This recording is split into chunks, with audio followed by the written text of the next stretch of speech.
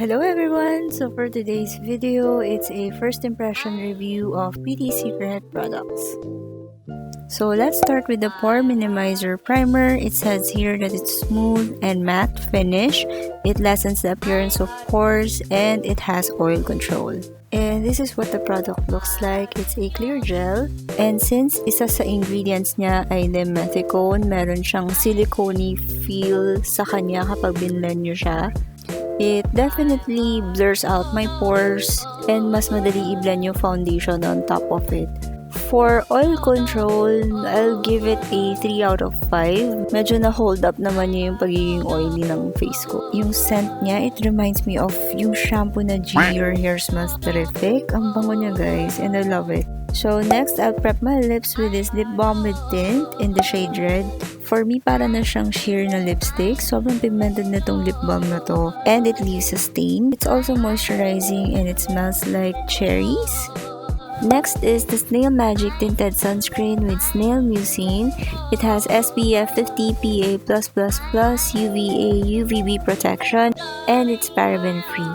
Maganda yung formula niya guys, lightweight, hindi malagkit, and nagsaset siya into medyo matte na finish. Okay din yung coverage niya. Ang naging problem ko lang is yung shade niya, sobrang light sa akin. Kaya pinatuwan ko tong Snail Magic with a darker foundation.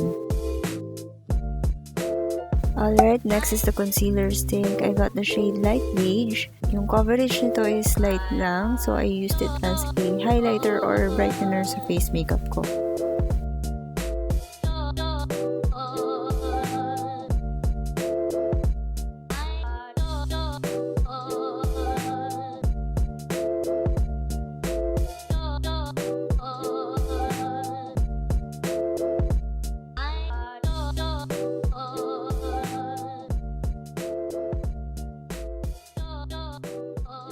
For the cheeks, I'm going to use the Lip and Cheek Soft Glow Tint in the shade Cool Pink.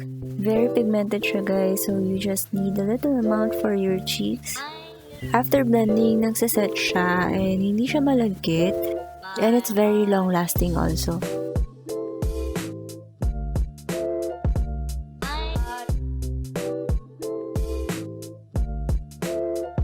To set my face, I'm just applying a loose powder and I'm just removing the lip balm that I applied kanina to prep my lips for the lip base. I'm going to apply first this Lip and Cheek tint in the shade Rosy Red.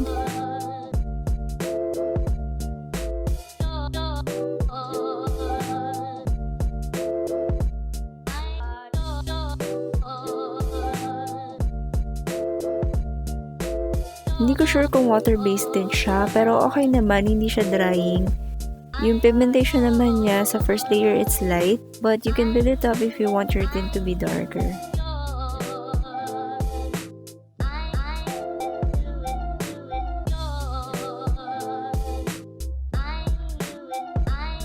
And then lastly, the Read My Lips Semi-Matte Nude Lip Crayon, and I got the shade Rosy Magenta.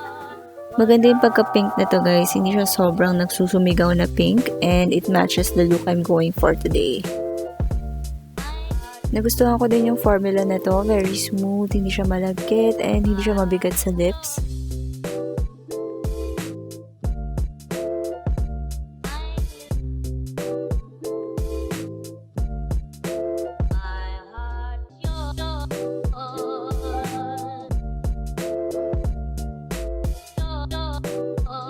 So, out of all the products I have tried today, yung pinaka-favorite ko is yung Read My Lips, Pore Minimizer Primer, and yung Snail Magic. Nagustuhan ko rin naman siya guys, although maputi siya. Kaya namang remedyohan. Okay, out of time. So, this is the final look. Sana nag-enjoy kayo guys, and I'll see you on my next one. Bye! I was hanging with you and then I realized I didn't think it was true. I was surprised when I found out I'd fallen for you.